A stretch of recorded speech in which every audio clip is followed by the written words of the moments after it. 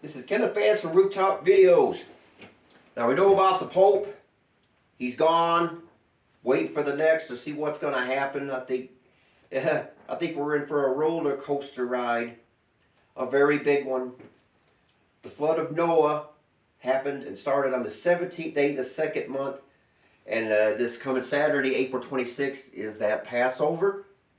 Sunrise to sunrise, not sunset days. So from sunrise, April 26th, is this coming Passover. But it can't be coincidence that the Pope's funeral is on that same day. It cannot be. And why did Moses go to the Father and say, there were these people, forget where it's at. They said, Moses, well, we've touched a dead body. We're defiled. We can't take of the Passover. So Moses says, we'll take of it the same days in the second month, second Passover. Long story made short. And yet, this Pope dies on Easter Monday. Is going to be buried on that second Passover. Isn't that something? I thought you would find that interesting. But here's more stuff. And it's in the description box at the bottom. Things that I didn't even know was going on. I knew a lot, but I did not know this much is going on. There will be signs in the sun, moon, and the stars, and on the earth. It even says fearful sights. Just click on just one video from this, and I'll pull one out, and then go to their YouTube channel. If you telling me that the things are getting ready to happen and are happening, you're crazy. I mean, whoever did all this work, I mean, did a great job. There are signs every day. I mean, how can anyone still say, well, there's always been earthquakes and wars and rumors of wars and all that? No, no way. Wait until you see half the stuff this channel has worked hard to bring out.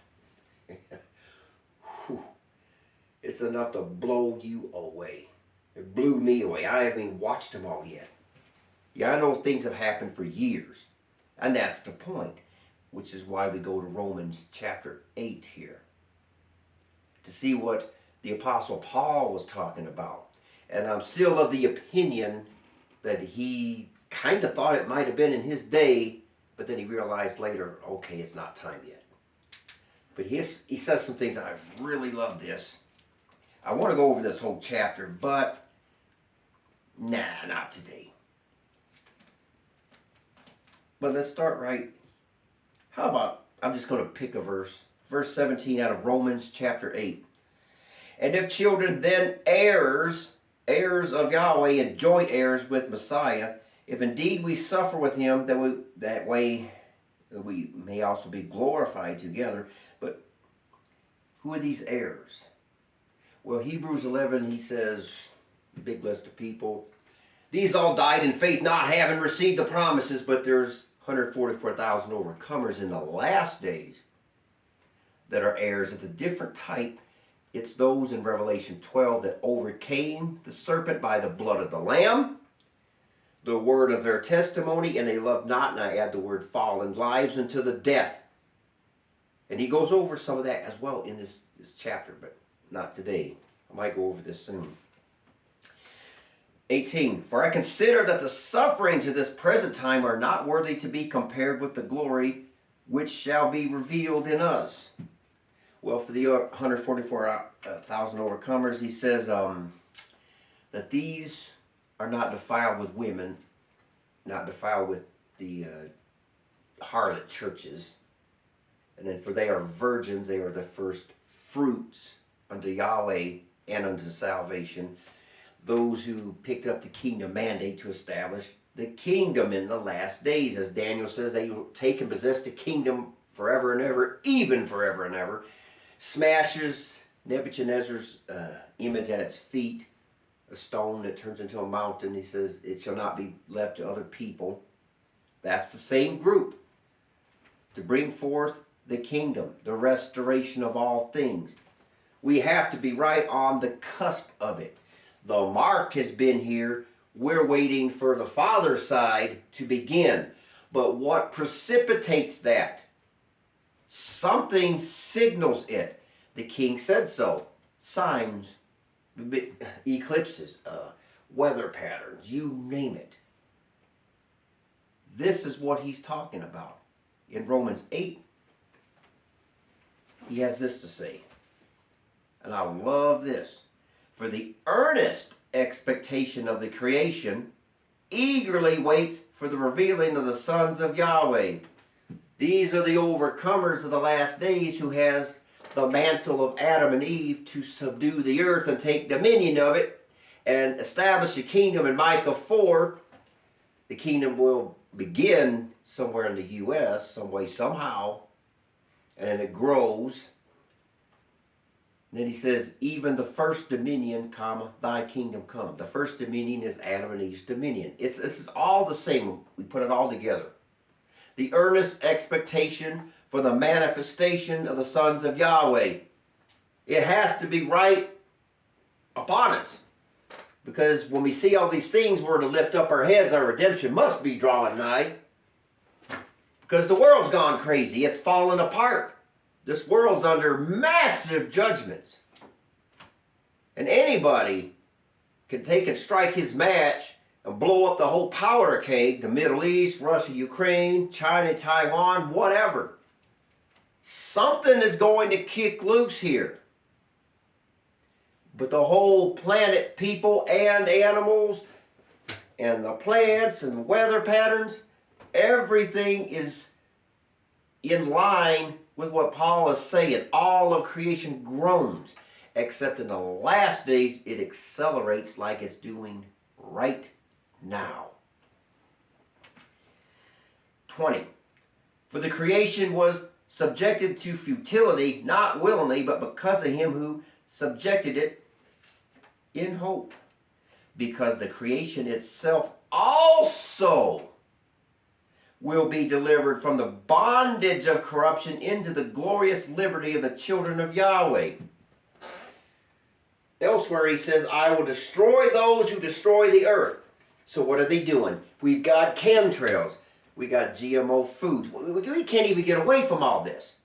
They're poisoning our food supply, the water. They're destroying the earth. They're polluting it, destroying it. All of creation groans to be delivered from it. But he says here, to be delivered from the bondage of corruption, which the governments have caused, into the glorious liberty of the children of Yahweh. We're here to smash the nations as clay pots through his mantle and destroy the works of the devil and bring this planet, his creation, back into the glorious liberty of how he originally created life to be. So the world is going corrupt. The weather patterns are insane. Just wait until you see these videos if you click on them. You'll see what I'm talking about. It's just a smidge of it. This world is in travail like a woman in travail. It's not just his people in travail. The animals and the weather patterns. The whole planet is shaking with massive earthquakes, such as over in China a couple weeks ago. Wait until you see some of these videos, like a kind of Tajikistan. Hail balls about this big, bigger than tennis balls. Cars and trucks wiped out, windows, to be complete destruction. Not just there, east of the U.S. and all sorts of other countries. Russia, China, England, Scotland. We can keep on going. It's just madness. For we know, and here it is, that the whole creation groans and labors with birth pains together until now. Well, he's illustrating it, well, it's been happening back then, but not like it is now. He must have thought it was back then. But he's illustrating for us, we know, and later in this chapter, I'm not going to get into it today, the redemption of our body. That comes for the overcomers. to be delivered back into the bodies Adam and Eve had before the fall, but not yet put on the incorruptible, but back to that's going to happen before the resurrection, the 144,000 overcomers. But the creation is groaning in travail, in birth pains. So I want you to go to the description box and look at some of these videos and tell me what you see. Whoever did this did a lot of work and should be applauded. I thought I knew a lot of stuff going on. Little did I know. And don't tell me these ain't signs. I know stuff like this happens all the time, not like this in concert with each other. This whole world is shaking. Elsewhere he says the earth shall reel to and fro like a drunkard, like earthquakes, and that's happening. The Alaska volcano is due to go off anytime. They know it's going to go off. That's not a guess. They're getting earthquakes just every day, and the gas emissions have already been going on. It's going to happen. It's going to explode. They say it's 11,000 feet high. That's over 2 miles high. Are you kidding me? How much volcanic ash is it going to spill through Canada into the U.S.? For all I know, it can make it here. It could, like some are guessing, set off the Cascadia fault line, Washington, Oregon, goes into the ocean. It caused much more problems. Are we in for a massive earthquake? All the volcanoes and earthquakes around the world right now is telling me that it's all going to break loose. And we're being given the warning signs that it's almost here. Because the earth is shaking violently and going crazy. Flooding, not just the U.S., all around the world. Like never seen before. I've never seen this before. I've seen them happen before, but not this much. And especially at this time in world history. So I thought I'd bring that up. I would like to go over this chapter sometime. But let's go over one more verse. Because earlier he says, waiting for the revealing of the sons of Yahweh. And not only they, but we also who have the first fruits of the Spirit, even we ourselves, groan within ourselves, eagerly waiting for the adoption, the redemption of our body. The redemption of our body. Paul didn't get to experience it. We're going to, because we're in the last days. This is the first fruits. He got the first fruits of the Spirit. We get the first fruits of all of it, those who are overcomers, though, in the last days. And it's got to be dead ahead on the time schedule. But yet we're eagerly awaiting, but we're not seeing results. We're sitting here suffering day after day, trying to make it, trying to survive for another day, waiting, when is this going to happen? We ask every day, Father, why are we not moving? The world's getting wickeder and wickeder, but we're still sitting here. I know we all have these mental gyrations we're going through day after day after day after day, getting frustrated, even mad at the Father at times. He has to take his billy club and hit me over the head, but it's just, we're made of flesh,